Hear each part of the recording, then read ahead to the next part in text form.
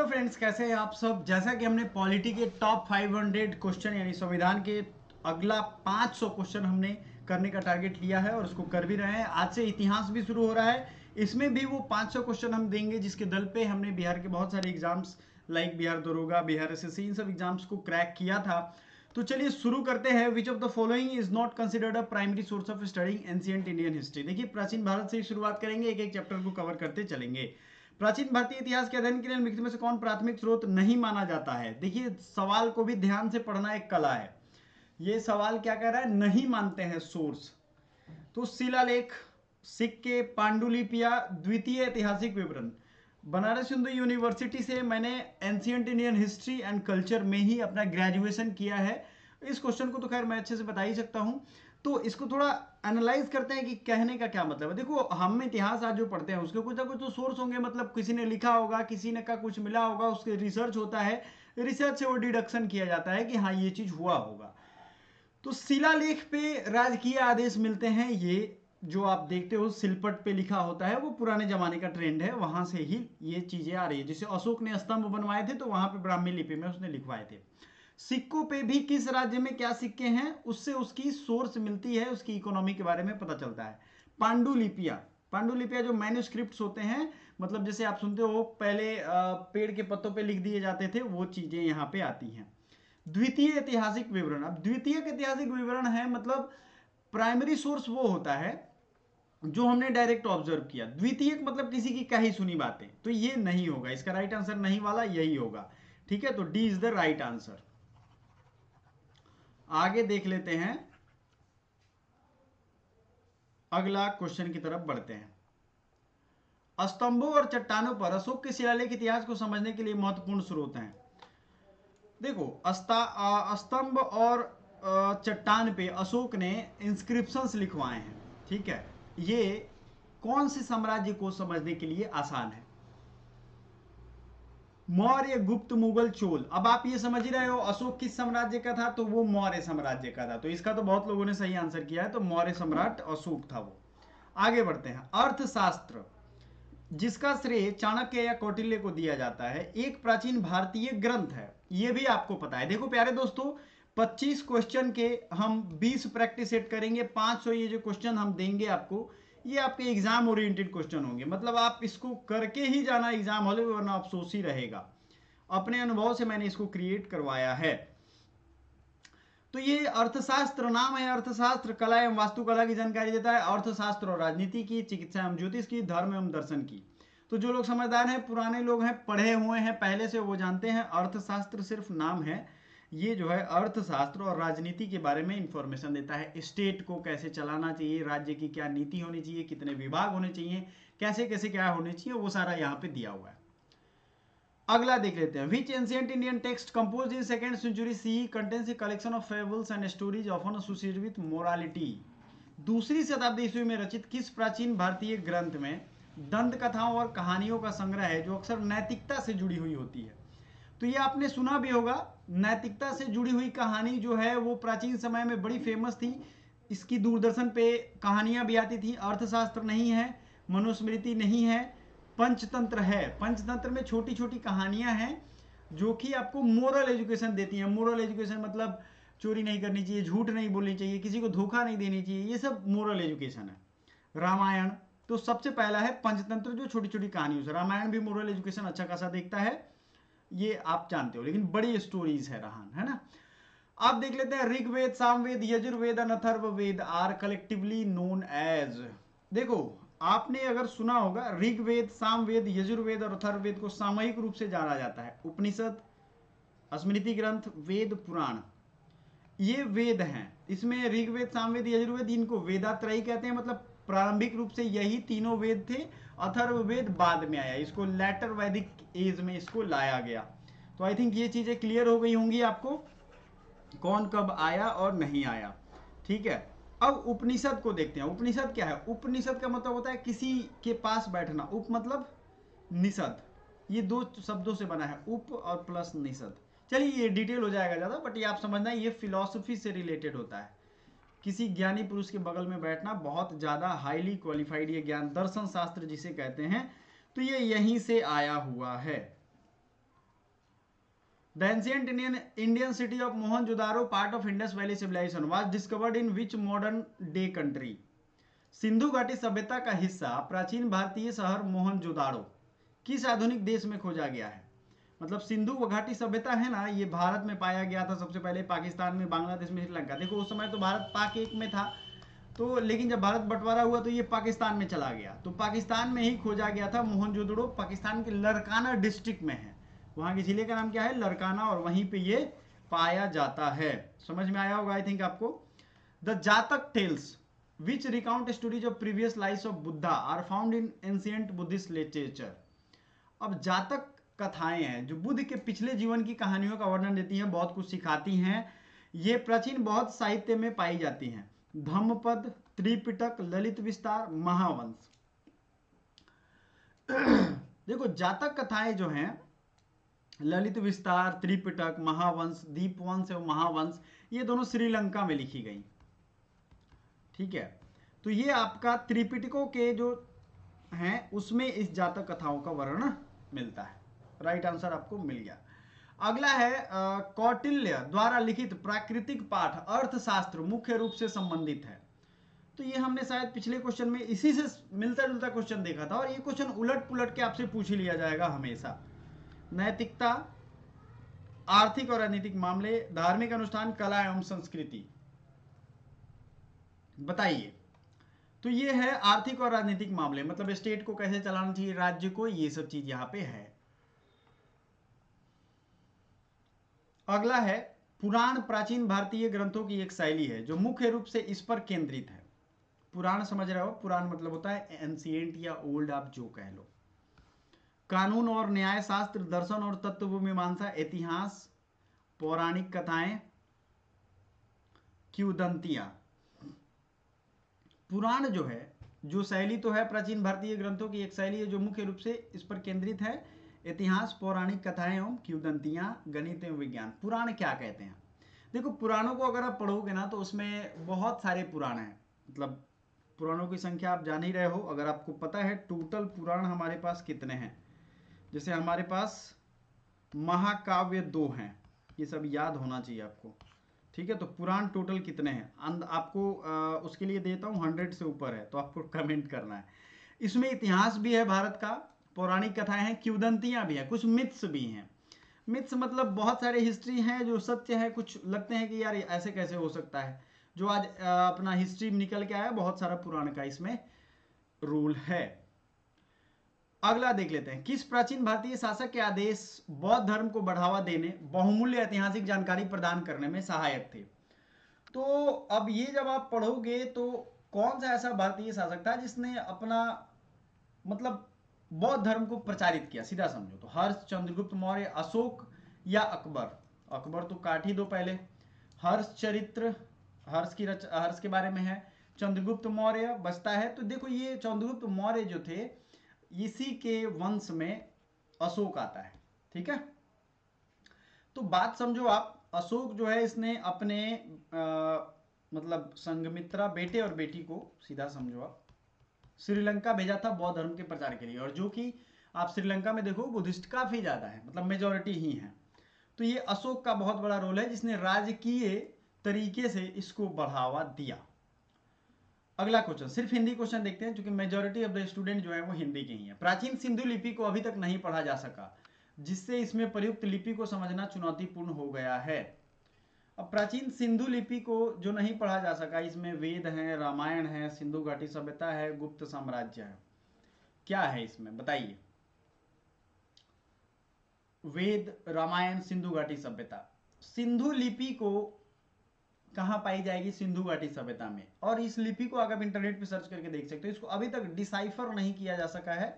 Decipher का मतलब है पढ़ा नहीं जा सका है। जैसे आपने पुराने समय में ब्राह्मी लिपि देखी है, उसको ब्राह्मी लिपि को सबसे पहले पहचाना था, उसके वर्ड्स को, अंक को, लेटर्स को किसने, जेम्स प्रिंसेप ने 1839 में उसने आइडेंटिफाई कर लिया था। प्लस का मतलब होता है क, उसने ऐसा बताया था। ठीक है, अलग अलग शब्द है, उसका अलग अलग मीनिंग है, तो ये चीज तो उसने बता दी थी। लेकिन सिंधु घाटी सभ्यता के उस लेटर पे अभी भी रिसर्च जारी है, उसे अभी भी आइडेंटिफाई नहीं किया जा सका है।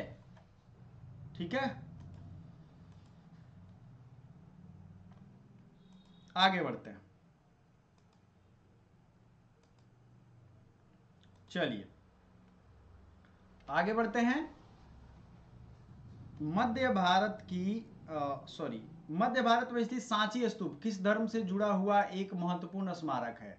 मतलब सांची का स्तूप जो है वो हिंदू धर्म से जुड़ा हुआ है, बौद्ध धर्म से, जैन धर्म से, या फिर सिख धर्म से? किस धर्म से जुड़ा हुआ है?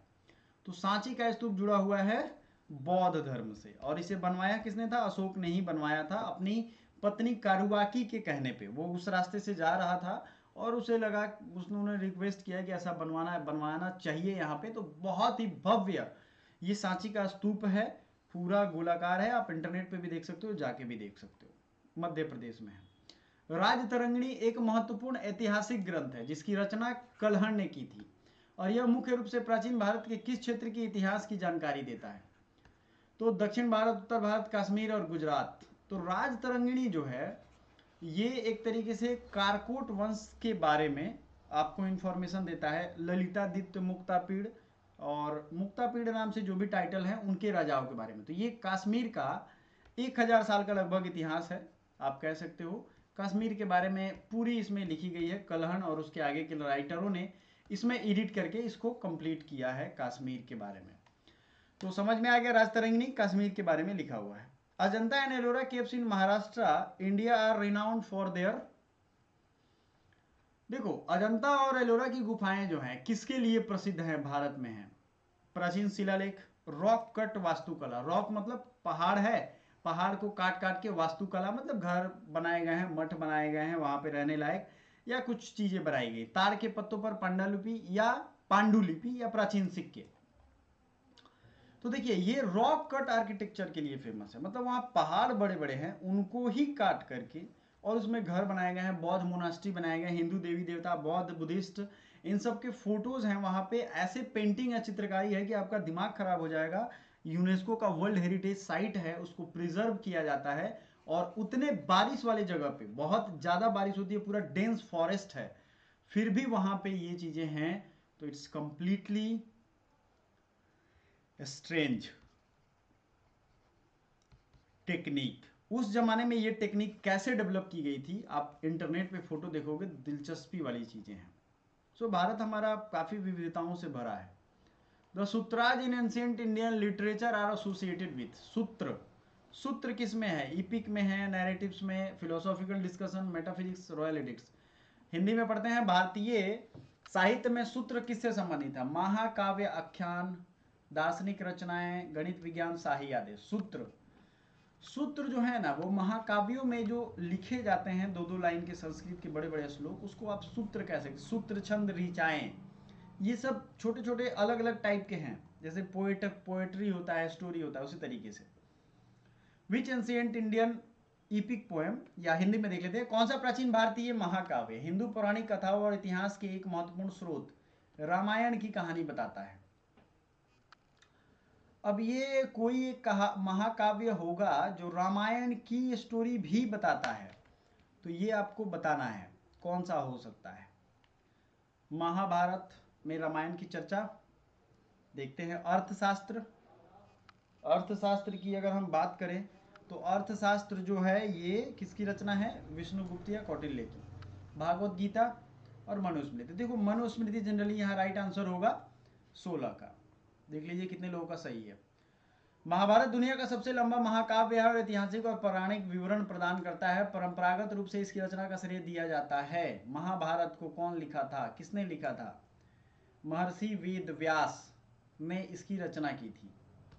ठीक है, किसने की थी? महर्षि वेद व्यास ने।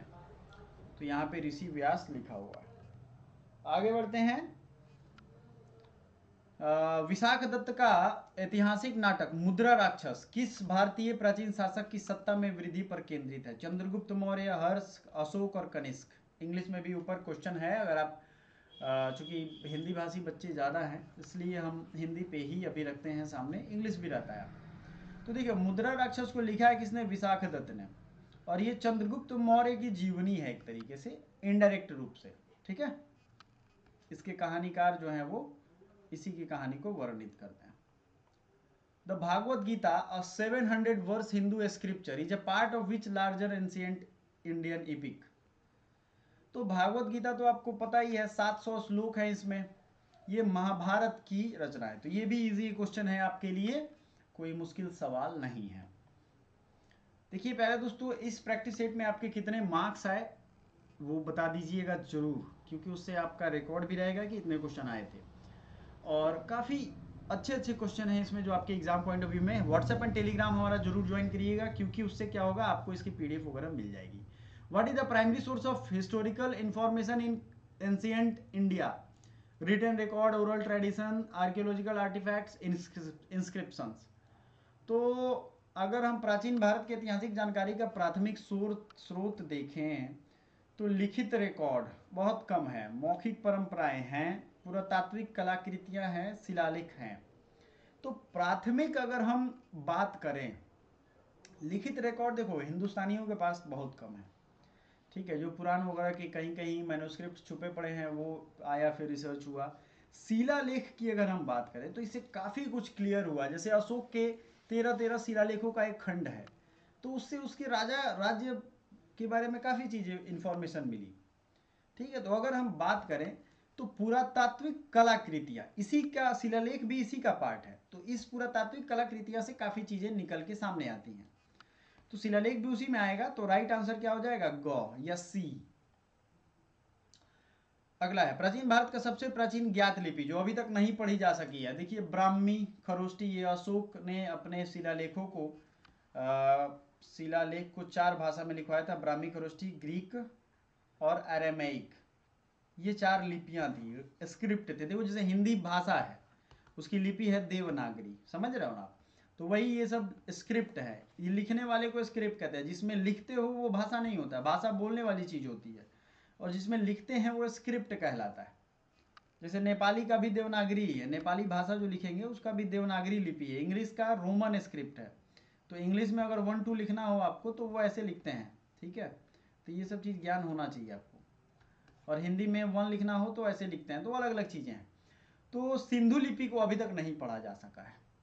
अगला क्वेश्चन 22 नंबर, the Ashoka inscription were written in the ancient India. Ashoka के जो अभिलेख थे वो किस भाषा में लिखे गए? तो देखो ब्राह्मी, खरोष्टी, इंडस, प्राकृत। अब ये क्वेश्चन जो है, अगर मेनली अशोक, चूंकि यहाँ पे दोनों ऑप्शन है, अब मेनली अगर हम बात करें मुख्यतः तो ब्राह्मी में अशोक के सबसे ज्यादा शिलालेख पाए गए हैं। बात समझ में आया? किसके? ब्राह्मी में अशोक के सबसे ज्यादा शिलालेख पाए गए हैं।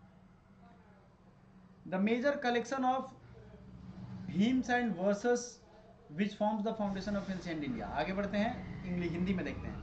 प्राचीन भारतीय धार्मिक साहित्य को नींव बनाने वाले भजनों और छंदों का प्रमुख संग्रह क्या कहा जाता है? धार्मिक साहित्य जो थे उसमें भजन और छंदों को, छंद बेसिकली ध्यान दीजिएगा, वेद, पुराण, उपनिषद, स्मृति। इसको मैंने ऊपर डिटेल में बताया हुआ है, तो आपको इस क्वेश्चन का आंसर करना है। Sorry for that. आराम से पढ़िए क्वेश्चन और इसका आंसर बताइए, क्योंकि मैंने ऊपर बताया हुआ है इसका आंसर। क्योंकि सारे क्वेश्चन मैं नहीं करता हूँ, आपको मालूम है, 2 3 क्वेश्चन मैं देता हूँ। आज के लिए एक ही क्वेश्चन रहेगा। Which ancient Indian text is considered the oldest and deals with various aspects of life and law? कौन सी भारतीय प्राचीन ग्रंथ सबसे पुराना माना जाता है और जीवन और कानून के विभिन्न पहलुओं से संबंधित है? अर्थशास्त्र, मनुस्मृति, रामायण, महाभारत। तो ये है अर्थशास्त्र।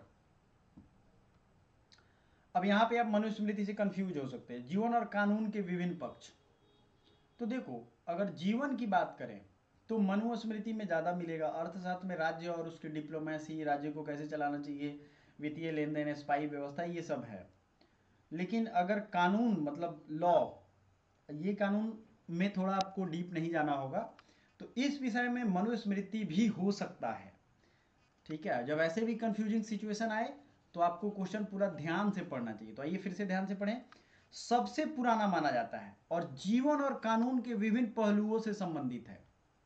देखिए तो यहां पढ़िए इसको, सबसे पुराना तो क्या हो जाएगा, मनुस्मृति, क्योंकि मनु प्राचीन है, बहुत पहले आए थे, है ना। समझ में आया आपको?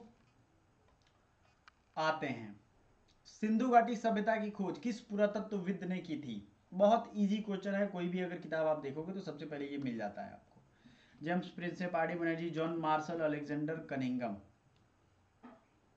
सो सिंधु घाटी की खोज किसने की थी भाई? R D. Banerjee, sir John Marshall, Alexander Cunningham, Rakhal Das Banerjee. तो आपको एक ही क्वेश्चन का आंसर करना है, और ये क्वेश्चन कौन सा है मैंने आपको पूछ लिया है,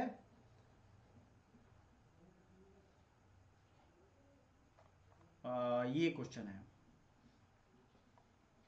प्राचीन नींव रखने वाले भजनों और प्राचीन भारतीय धार्मिक साहित्य की नींव रखने वाले बनाने वाले भजनों और छंदों का प्रमुख संग्रह कहा जाता है? वेद, पुराण, उपनिषद, स्मृति। तो जरूर इसका आंसर बताइएगा, और बाकी ये जो 4 वीडियो आपको देख रहे हैं जरूर देखिए, कमेंट करिए क्वेश्चन का answer. Thank you so much.